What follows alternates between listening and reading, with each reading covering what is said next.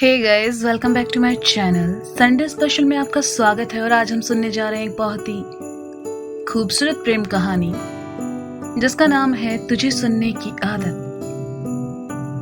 जी हाँ, इसका टाइटल ऐसा क्यों है ये आपको कहानी सुनकर ही पता चलेगा। तो आइए सुनते हैं सरू की कहानी। पढ़ाई पूरी करते ही सरू की नई नई जॉब लगी थी। सरू एक मेहनती और आत्मविश्वासी लड़की थी। वह अपने पैरों पर खड़े होकर खुद अपने सपने पूरे करना चाहती थी। सरू ने ऑफिस जाना शुरू कर दिया और कुछ ही दिन में उसका वहां मन लगने लगा। सरू के ऑफिस के ऊपर एक ऑफिस और था जो कि सरू के ऑफिस से जुड़ा हुआ था। दोनों ऑफिस में एक दूसरे से जुड़े काम अक्सर निकल आते थे। सरू का काम रिसेप्शन पर था। फर्स्ट ऑफिस के फोन वहीं अटेंड किया करती थी। एक दिन सरू काम में लगी थी कि फोन की रिंग बजी। हेलो, सरू ने कहा। हेलो मैडम, एक प्यारी सी आवाज उभर कर आई। जी सर, कहिए। वो कल कुछ डॉक्यूमेंट्स मैंने भेजे थे, क्या आप किसी के साथ ऊपर भिजवा देंगी प्लीज? लड़के ने कहा। ठीक है सर, मैं भिजवाती हूं, सरू ने कहा। थैंक यू मैडम, कहकर लड़के ने फोन रख दिया। दूसरी साइड से फोन कटने के बाद भी सरू फोन को कान से लगाए बैठे रही और सोचने लगी, इतनी अच्छी आवाज, वो भी एक मर्द की। कितनी कशिश, कितनी गहराई थी उस आवाज में। बार बार उसके जहन में वो ही आवाज आ जा रही थी। सरू की तंद्रा टूटी और फिर वो वापस अपने काम में लग गई। उधर कुछ दिन यूं ही निकल गए। कभी कभी उधर से कॉल आ जाती, पर इतने दिनों में सरू उसका नाम नहीं जान पाई। वो खुद से ही कई बार अनुमान लगा लिया करती थी, जिसकी आवाज इतनी खूबसूरत है उसका नाम भी तो वैसा ही होगा। एक शाम जब सरू को घर जाने की जल्दी थी तब फोन आ गया। सरू को गुस्सा आ रहा था, फिर भी उसने फोन उठाया और उधर से आवाज आई। हेलो मैडम, वो एक फाइल रह गई है आपके पास, प्लीज भिजवा देंगी? उसकी आवाज सुनते ही सरू मुस्कुरा उठी और उसके प्लीज ने तो जैसे उसे पिघला ही दिया था। ओके सर, भिजवाती हूँ, सरू ने कहा। थैंक यू मैडम, कहकर उसने फोन काट दिया। सरू बस मुस्कुराते ही जा रही थी। उसका दिन चाहे जितना भी खराब हो, बस एक बार जब वो उसकी आवाज सुन लेती थी सब नॉर्मल हो जाता था उसके लिए। पर उसे समझ नहीं आता कि क्यों हर बार वो थैंक यू बोलकर फोन काट देता था। वो तो उन चंद पलों में भी खुशी ढूंढ लेती थी। इतने दिनों में ना सरू को उसका नाम पता चला, ना ही उसने उसे कभी देखा। बस वो तो आवाज सुनकर ही खुश थी। वक्त गुजरता गया। सरू भी अपने काम में बिजी हो गई और उस आवाज की तरफ ध्यान देना कम कर दिया। एक दिन सरू काम में बिजी थी, तभी उसे याद आया कि उसने गलत फाइल ऊपर भेज दी है। उसने जल्दी से फोन किया। Hello sir. हेलो। वही आवाज थी, पर आज सरू के चेहरे से मुस्कुराहट गायब थी और टेंशन में थी। सर, क्या मेरी एक हेल्प करेंगी प्लीज? सरू ने कहा। हाँ जरूर, मैं तो आपकी हेल्प करने के लिए ही बैठा हूं, कहो क्या हुआ? लड़के ने प्यार से कहा। सर, वो मैंने गलती से एक फाइल आपके पास भेज दी है, सरू ने कहा। आजकल काम में ध्यान नहीं है मैडम, सर से शिकायत करनी पड़ेगी, लड़के ने कहा। सॉरी सर, वो गलती से हो गया, प्लीज सर आप उनसे मत कहना, वो डांट देंगे प्लीज। सरू की ऐसी हालत देखकर उसे हंसी आ गई और वो हंसने लगा और कहा, अरे मैडम कोई बात नहीं, हो जाता है, आप टेंशन मत लो, मैं सही कर दूंगा और आपको डांट भी नहीं पड़ेगी। थैंक यू सर, सरू ने कहा। वेलकम, लड़के ने कहा। सर, क्या मैं आपका नाम जान सकती हूँ? सरू ने पूछा। जयंत, लड़के ने कहा। ओके सर, थैंक यू, सरू ने कहा और फोन काट दिया। आज इतने दिनों के बाद उस आवाज का नाम पता चल गया था। उसके चेहरे पर फिर से मुस्कान आ गई। जयंत की उससे थोड़ी थोड़ी बातें होने लगी, कभी काम को लेकर, कभी हंसी मजाक में। साल गुजर गया पर सरू ने अभी तक उसे देखा नहीं, बस उसकी आवाज सुनती रही। बातें भी अक्सर ऑफिस के फोन पर ही होती थी। हेलो मैडम, जयंत बोल रहा हूँ, कैसे हो? एक शाम लड़के ने फोन करके सरू से कहा, सर मैं ठीक हूँ, आप बताइए। सरू ने कहा, मैं भी ठीक हूँ, कभी कॉल करके हालचाल पूछ लिया करो। लड़के ने कहा। सरू हंसने लगती है। उसे समझ नहीं आता कि आगे क्या बात करे। वो बस मुस्कुराती रहती है। सर फोन रखेंगे, ये मेरा पर्सनल फोन नहीं है, सरू ने कहा। जयंत हंसने लगता है और कहता है, अच्छा ठीक है, और फोन रख देता है। काम ज्यादा होने के कारण उस दिन बार बार कॉल आ रहा था।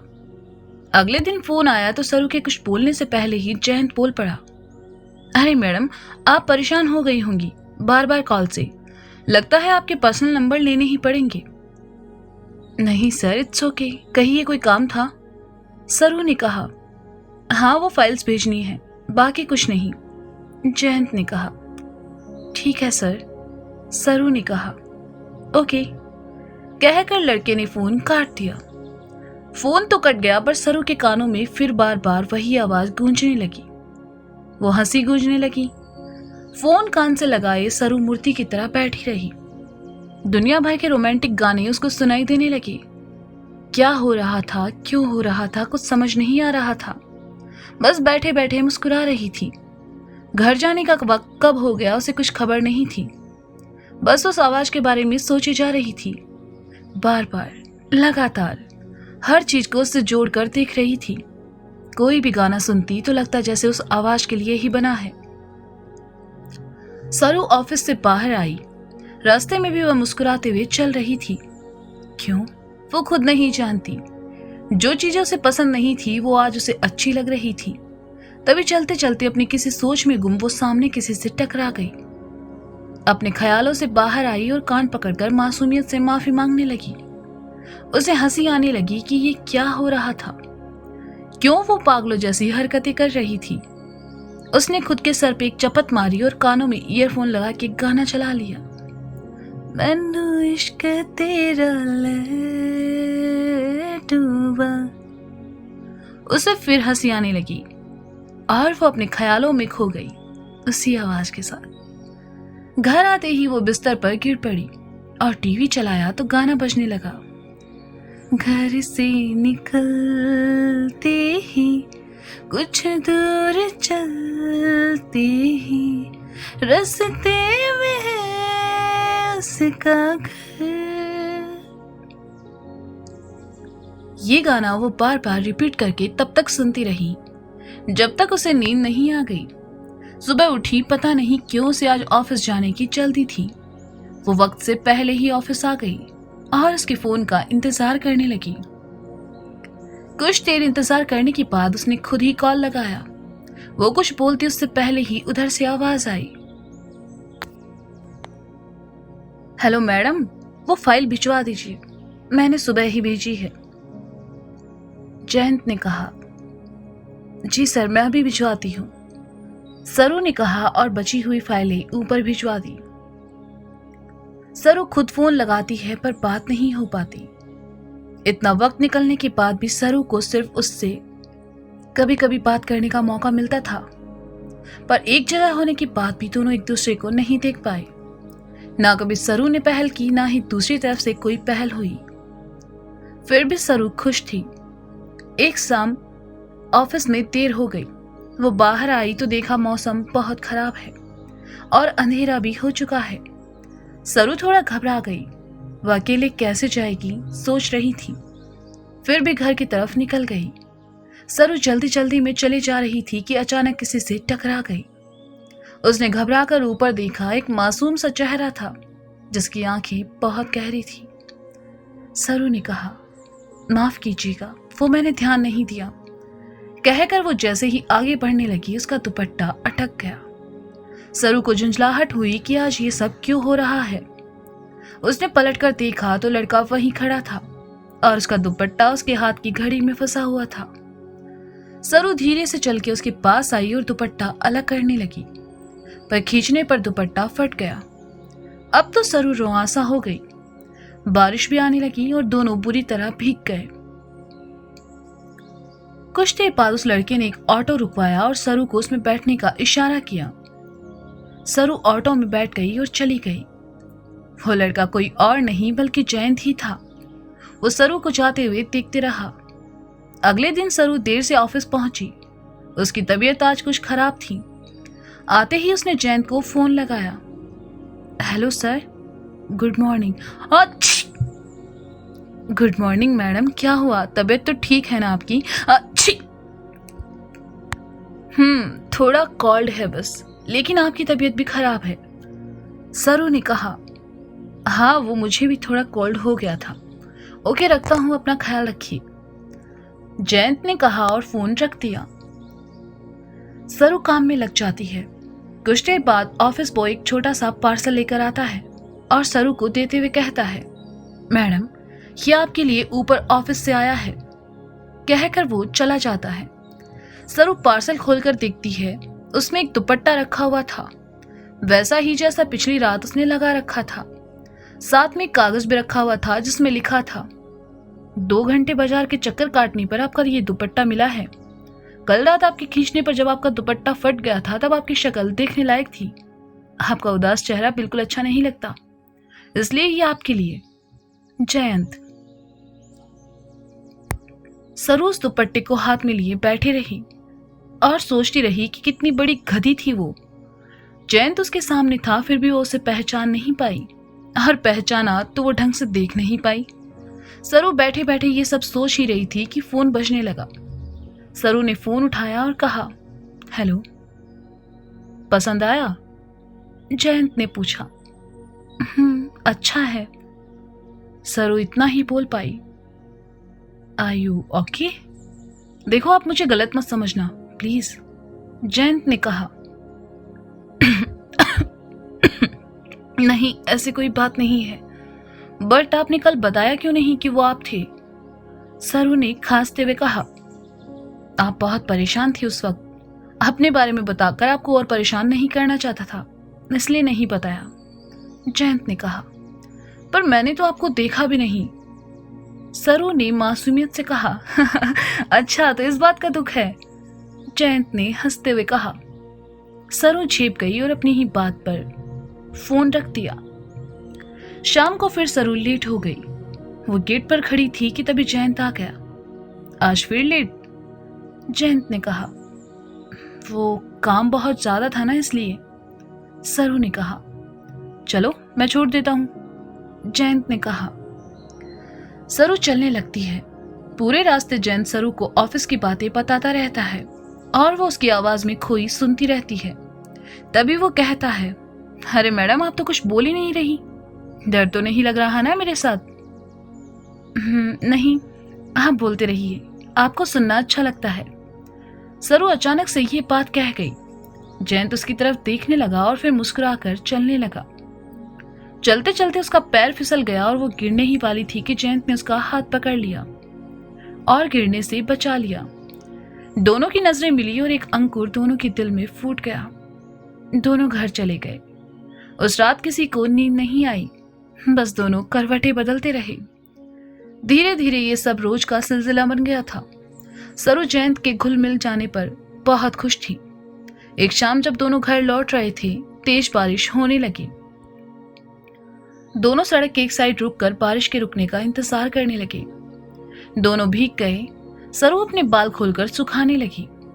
जयंत एकटक उसे देखे जा रहा था और वो बेपरवाह सी बालों को सुखाने में लगी थी। तभी तेजी से एक गाड़ी आई और जयंत ने उसे अपनी तरफ खींच लिया। दोनों एक दूसरे के बहुत नजदीक थे। दोनों एक दूसरे की आंखों में देखे जा रहे थे। ऐसा लग रहा था जैसे वक्त कहीं थम गया हो। सरू ने अपनी आंखें बंद कर ली। उसका दिल बहुत तेजी से धड़क रहा था। तभी जयंत उसके करीब आया और अपने होठों को जैसे ही उसके होठों से छूने की कोशिश की, सरू पीछे हट गई और कहा, ये सही नहीं है। आई एम सॉरी, मैं बहक गया था, जयंत ने कहा। मुझे घर जाना चाहिए, बाय, सरू ने कहा। आई एम सॉरी, मैं तुम्हें छोड़ देता हूं, जयंत ने कहा। नहीं, मैं चली जाऊंगी, थैंक्स, सरू ने कहा और वहां से चली गई। जयंत वहीं खड़ा रहा और उसे खुद पर गुस्सा आता रहा कि उसे ऐसा नहीं करना चाहिए था। इधर सरू घर आकर सीधा अपने कमरे में चली आई। सरू आईने में खुद को देखने लगी और फिर रोने लगती है। वो तब तक रोती रहती है जब तक उसके अंदर का दर्द बह नहीं जाता। वो बिस्तर पर बैठ जाती है और देखती है कि सामने शीशे में हूबहू उसके जैसी कोई और है जो उससे कहती है, ये तुम क्या कर रही हो सरू? तुम होश में तो हो? तुम किसी के प्यार में कैसे पड़ सकती हो? तुम भूल गई कि तुम एक तलाकशुदा हो? तुम्हारी शादी एक बार हो चुकी है, 1 साल पहले, और अभी कुछ महीने पहले ही तुम्हारा तलाक हुआ है। फिर कैसे तुम उसके करीब जा सकती हो? तुम्हें उससे दूर जाना होगा, अपने लिए नहीं, उसके लिए, वरना ये समाज तुम्हें जीने नहीं देगा। और उसे तो ये सब मालूम भी नहीं है कि तुम पहले से शादीशुदा हो। तो फिर ये प्यार में पड़कर किसी को धोखा दे रही हो, उसे या खुद को? ये सब बातें सरू के कानों में गूंजने लगती है। सर फटने लगता है। अगले दिन वो ऑफिस नहीं जाती और इस तरह 1 हफ्ता निकल गया। इधर जयंत को लगने लगता है कि उसकी गलती की वजह से सरू ऑफिस नहीं आ रही। तभी एक दिन उसे सरू ऑफिस में दिख जाती है। वह तुरंत अपने ऑफिस से उसे फोन करता है। हेलो सरू। सर प्लीज यहाँ फोन मत कीजिए, मुझे आपसे कोई बात नहीं करनी है, सरू ने कहा। सरू मेरी बात सुनो, उस रात वो सब अचानक हो गया, मेरा कोई गलत इरादा नहीं था, जयंत ने अपनी सफाई में कहा। सर प्लीज, सरू ने कहा। सरू लिसन, मैं पिछले कुछ दिनों से तुम्हें कुछ कहना चाहता था पर कह नहीं पाया। मैं एक बार तुमसे मिलना चाहता हूं, प्लीज, जयंत ने कहा। मुझे आपकी कोई बात नहीं सुननी है, प्लीज फोन रखिए, सरू ने थोड़ा गुस्सा होकर कहा। तो क्या इतनी नफरत हो गई है तुम्हें मेरी आवाज से? जयंत ने कहा। सर मैं फोन रखती हूं, दोबारा यहां फोन मत कीजिएगा प्लीज, कहकर सरू फोन काट देती है। शाम को सरू घर के लिए निकलती है, तभी जयंत उसके ऑफिस में आता है। सरू उसे इग्नोर करती है, लेकिन जयंत आकर उसका हाथ पकड़कर साइड में ले जाता है। सरू प्लीज मेरी बात सुनो। सर मुझे जाने दीजिए प्लीज, सरू ने कहा। सरू ग्रो अप यार, वो सिर्फ अचानक से हो गया और उसी के लिए मैं तुमसे माफी मांगने आया हूं, लेकिन तुम हो कि सुनी नहीं रही हो। क्योंकि मुझे नहीं सुनना और मुझे नहीं करनी आपसे बात, प्लीज दूर रहिए मुझसे, सरू ने कहा। नहीं रह सकता दूर मैं, आदत हो चुकी है तुम्हारी आवाज की। 1 वीक से पागलों की तरह यहाँ इंतजार कर रहा हूं मैं तुम्हारा। जानता हूं जो तुम मेरे लिए नहीं करती हो वो मैं तुम्हारे लिए फील करता हूं। तुमसे प्यार करने लगा हूं, बहुत प्यार। जयंत ने अपनी बात कही। लेकिन मैं आपसे कोई प्यार नहीं करती और कभी कर भी नहीं सकती, कहकर सरू जाने लगती है। जयंत फिर उसका हाथ पकड़कर उसे अपनी तरफ खींच लेता है और कहता है, क्यों नहीं कर सकती? क्योंकि मेरी शादी हो चुकी है एक बार और अब मैं तलाकशुदा हूं। मुझे कोई हक नहीं है किसी से प्यार या फिर से शादी करने का, सरू खुद को जयंत से दूर करके कहती है। सरू वो तुम्हारा पास्ट था, ये तुम्हारा प्रेजेंट है, जयंत ने कहा। मेरा पास्ट मेरे साथ हमेशा रहेगा, वो मुझसे कभी अलग नहीं हो सकता। मुझसे प्यार सब कर सकते हैं, लेकिन एक तलाकशुदा को कोई नहीं अपनाएगा। लोग, समाज कोई नहीं जीने देंगे मुझे। मुझसे प्यार करके मैं नहीं चाहती आपको भी मेरे साथ साथ लोगों की बातें सुननी पड़े, कहकर वो रोने लगती है।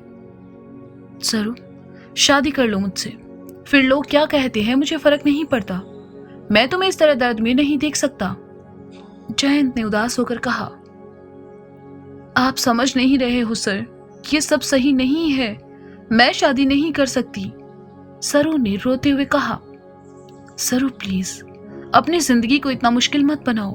मैं जानता हूं तुम्हारे दिल में भी वही है जो मेरे दिल में है, और ये सब सुनने के लिए मैं कब से इंतजार कर रहा था, और ये तुमने भी महसूस किया है, जयंत ने कहा।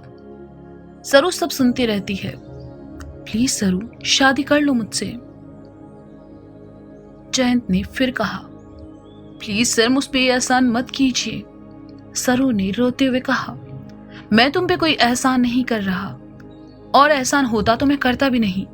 प्यार करता हूं तुमसे, इसलिए कह रहा हूं मुझसे शादी कर लो, जयंत ने कहा। लेकिन सरू वहां से बाहर निकल गई। सरू फिर कुछ दिन ऑफिस नहीं आती और 1 महीने बाद आती है अपना इस्तीफा देने। सरू तुम जब चाहो तब वापस आ सकती हो। मैंने तुम्हारी बची हुई सैलरी क्लियर करवा दी है, तुम जाते हुए ले जाना, बॉस ने कहा। जी सर, थैंक यू, सरू ने कहा। सरू, जाने से पहले ये तुम्हारे कैबिन की कुछ फाइल्स हैं, इनको स्टाफ रूम में रख दोगी प्लीज, सरू के बॉस ने कहा। सरू फाइल्स लेकर बाहर आ जाती है। उदासी और बेबसी उसके चेहरे पर साफ दिखाई देती है। तभी फाइल्स उसके हाथों से नीचे गिर जाती है। सरू ने वापस समेटने लगती है, तभी एक कागज पर उसकी नजर पड़ती है जिस पर कुछ लिखा था। आज ऑफिस के फोन पर किसी की आवाज सुनी। ऐसा लगा जैसे वो बहुत कुछ कहना चाहती हो। उसे सुनकर उसी में खो गया, पर उस आवाज का नाम नहीं पता। जब जब उसे सुनता हूं तो उसकी ओर खींचा चला जाता हूं। जितनी बार सुनता हूं उतनी बार और सुनना चाहता हूं, पर वो ज्यादा कुछ बोलती ही नहीं। आज उसका नाम पता चला। उसकी आवाज से इश्क हो गया है मुझे, और उसके नाम से भी। उसे कहना चाहता हूं कि you have the world's most beautiful voice, so I can say. हाँ, पता नहीं ये लेटर उसे मिलेगा भी या नहीं। अगर मिलता भी है तो क्या वो मुझे हाँ कहेगी? लेकिन मैं तो कहूंगा कि मुझे उससे प्यार हो गया है, और शायद उसे भी हो। तो अगर कभी उसका मूड बदले और वो मुझसे बात करना चाहे तो ये रहा मेरा नंबर। मैं जिंदगी भर उसका इंतजार करूंगा। I love her, I really love हर, जयंत। सरू ने जब वो खत पढ़ा तो वो रोने लगी।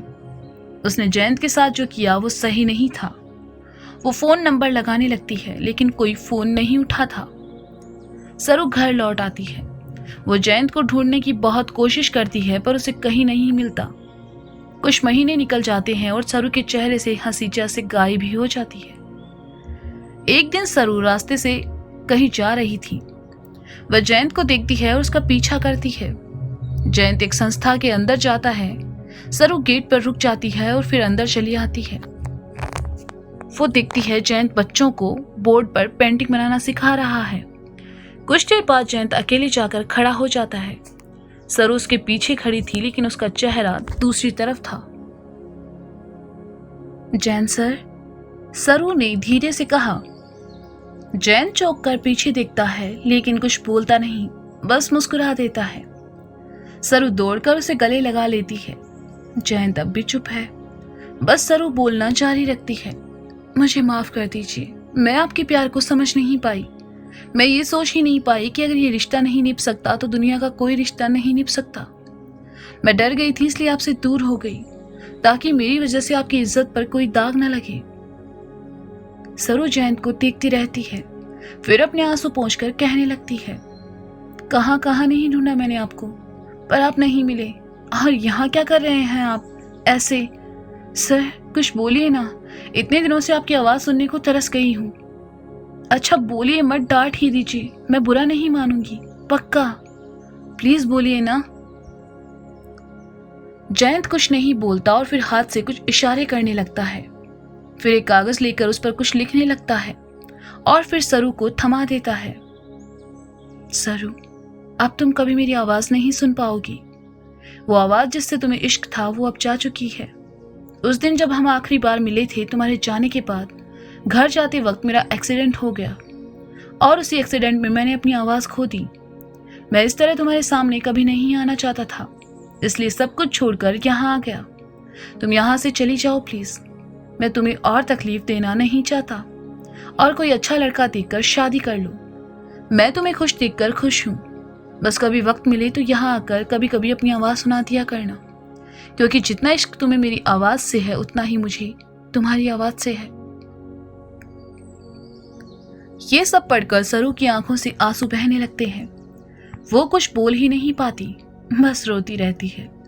जयंत उसके पास आता है और उसके आंसू पोंछता है और गर्दन हिलाकर उसे रोने के लिए मना करता है। दोनों पास रखी एक बेंच पर बैठ जाते हैं और फिर सरू कुछ फैसला करती है। जयंत के बार बार मना करने पर भी सरू से अपने घर ले आती है। सारी रात सरू से ढेर सारी बातें करती है और उसे मुस्कुराने पर मजबूर कर देती है। अगले दिन सरू सुबह जल्दी उठकर तैयार हो जाती है और जयंत के पास जाती है। जयंत देखता है सो बस दिखता ही रह जाता है। सरू ने लाल रंग की साड़ी पहन रखी थी। कानों में झुमके, हाथों में लाल चूड़ियां, काजल, होठों पर सुर्ख लाल रंग की लिपस्टिक। वो पूरी दुल्हन नजर आ रही थी। वो जयंत के पास आई। जयंत ने इशारों में पूछा, ये सब क्या है? जय? हाँ, आज से मैं आपको जय कहकर ही बुलाऊंगी। आपने कहा था ना कि मैं कोई अच्छा सा लड़का देखकर शादी कर लूं। आपसे अच्छा लड़का इस दुनिया में कोई और हो ही नहीं सकता। हाँ, ये सच है, मैं आपसे बहुत प्यार करती हूँ। पर यह बात और है कि आज तक कभी कहा नहीं। जिस आवाज से मुझे इश्क था उसे भले मैं कभी सुन ना पाऊं, लेकिन महसूस कर भी सकती हूं। मेरे साथ चलिए। जयंत उसे इशारे में पूछता है, कहां? शादी करने। मैं और आप शादी करने जा रहे हैं, सरू ने कहा। जयंत दूसरी तरफ मुंह कर लेता है। तभी सरू आकर उसका हाथ अपने हाथों में लेकर कहती है, जय, जिंदगी कभी दूसरा मौका नहीं देती। हमें एक दूसरे की जरूरत है। Marry me. जयंत सरू को गले लगा लेता है और फिर दोनों कोर्ट रूम चले जाते हैं शादी करने। वकील जयंत से कहता है, क्या तुम्हें सरू पसंद है? क्या तुम इसे अपनी पत्नी के रूप में स्वीकार करोगे? जयंत सरू की तरफ देखने लगता है तो सरू कहती है, सर, हम शादी करने के लिए तैयार हैं। क्या हम एक दूसरे को माला पहनाकर शादी कर सकते हैं? जी हाँ, जरूर, वकील साहब ने कहा। दोनों ने शादी की। सरू जयंत का हाथ पकड़े कोर्ट से बाहर आ जाती है और दिखती है कि सामने सरू की माँ बाप और रिश्तेदार खड़े हैं। जयंत ये देखकर सरू का हाथ छोड़ देता है, लेकिन सरू जयंत का हाथ पकड़कर कहती है, आज से मैं तुम्हारी आवाज हूं और अगर तुम हो तो मुझे किसी की जरूरत नहीं है। इतना कहकर सरू जयंत का हाथ पकड़े उन लोगों के बीच से निकल जाती है अपनी नई जिंदगी जीने। तो दोस्तों, ये थी सरू और जयंत की कहानी, तुझे सुनने की आदत। ऐसे ही नई कहानियां हम फिर सुनेंगे अगले संडे। तब तक के लिए शुक्रिया, बाय बाय, अपना ख्याल रखिए और हाँ, सुनते रहें कहानियां, क्योंकि हर कहानी कुछ कहती है। Bye bye.